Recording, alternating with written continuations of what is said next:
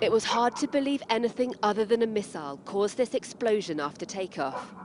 Yet Iran insisted for 3 days there'd been a technical failure on board.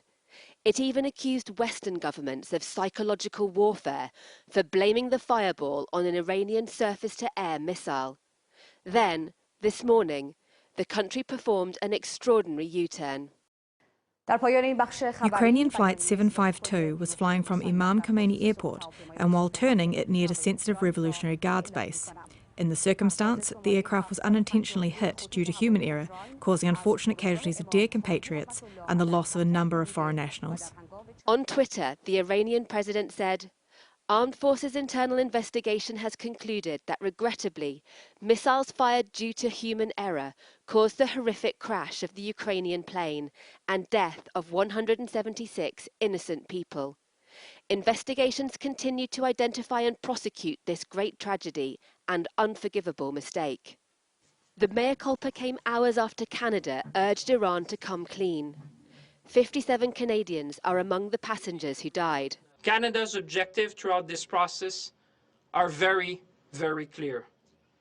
Closure, transparency, accountability, and justice. Iran's admission came with a sting. Yes, it's admitted fault, but it's also blamed the United States for creating a crisis situation in their country in the first place. Hours before the tragedy, Iran's military had been launching missiles against US targets across the border in Iraq. They were avenging the killing of their top general in a US drone strike. Iranian air defences would doubtless have been on high alert for a US retaliation. Into that tense standoff flew Ukraine International Airlines Flight 752.